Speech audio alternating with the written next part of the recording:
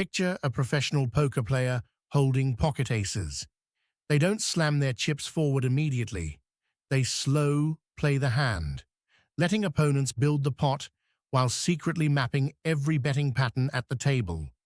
The FBI just revealed they've been running the counterintelligence equivalent for 18 months, and the arrest of Qasem Soleimani's relatives isn't random timing. It's maximum value extraction after complete network penetration.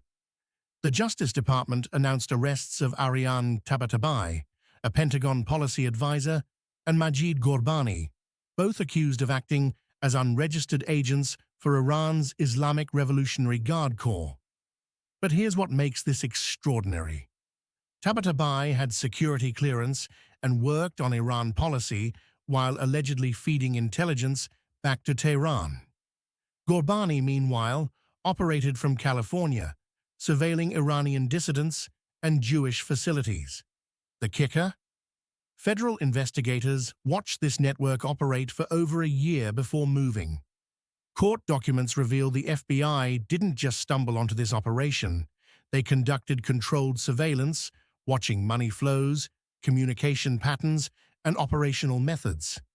Tabatabai allegedly received payments through shell companies while maintaining her Pentagon position. Ghorbani used encrypted messaging apps to coordinate with IRGC handlers, believing his communications were secure. The surveillance captured both the intelligence being extracted and the payment mechanisms funding the entire network. The arrests connect directly to broader Iranian intelligence operations, targeting American soil. These weren't isolated actors. They represent nodes in a systematic espionage network that Iran has been building across U.S. government institutions and civil society organizations. Why did Iran embed assets this deep into American defense institutions? The answer traces back to January 2020, when a U.S. drone strike killed Qasem Soleimani in Baghdad. That assassination didn't end Iranian operations, it transformed them. Soleimani had built Iran's external operations network across the Middle East, but his death forced Iranian intelligence to shift strategy from regional proxy warfare to direct penetration of American decision-making centers. The mainstream narrative presents this as routine counter-espionage work, but the timing reveals something more calculated. Iran didn't just want revenge for Soleimani's killing, they wanted to prevent future targeted assassinations by gaining advance warning of U.S. operational planning. Tabatabai's Pentagon position gave Iran exactly that, early insight into American strategic thinking on Middle East operations. Here's what contradicts the standard media framing. This wasn't amateur hour spying. The 18-month FBI surveillance reveals sophisticated operational security, compartmentalized payments, and careful intelligence packaging. Iran's intelligence services learned from decades of sanctions evasion. They applied the same techniques: shell companies, encrypted communications, layered financial networks, to espionage operations inside America. The deeper context involves Iran's nuclear program timeline. These arrests come precisely as Iran accelerates uranium enrichment beyond treaty limits while negotiating potential sanctions relief. The intelligence network wasn't just gathering military secrets, it was providing Tehran with real-time American negotiating positions and red lines.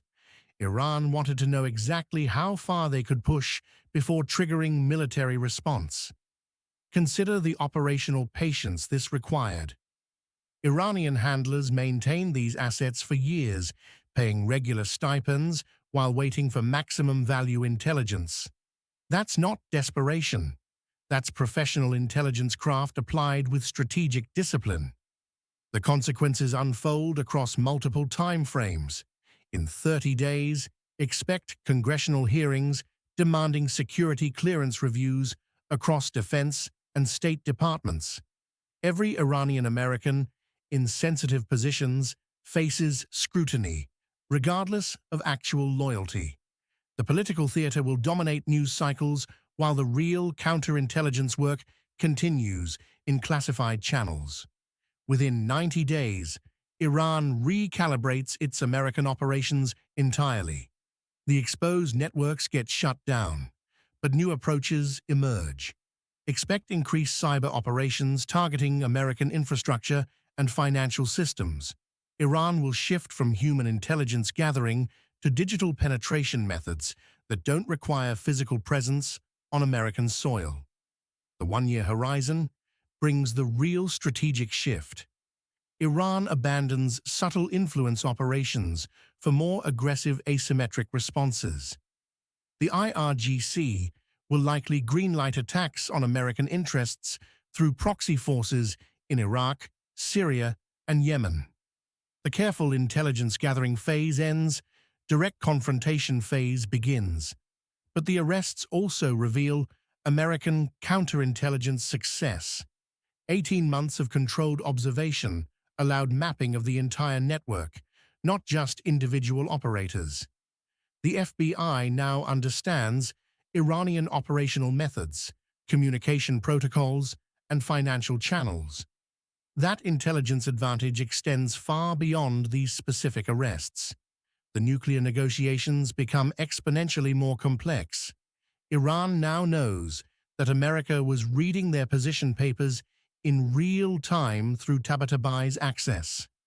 Future diplomatic engagements require completely new operational security on both sides.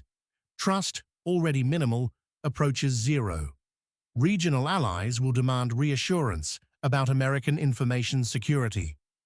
Israel, Saudi Arabia, and the UAE have shared sensitive intelligence with Pentagon officials who may have been compromised. Every joint operation conducted during Tabatabai's tenure now requires damage assessment and potential recalibration. Here's my take. This represents Iran's most sophisticated intelligence penetration of American defense institutions since the 1979 revolution.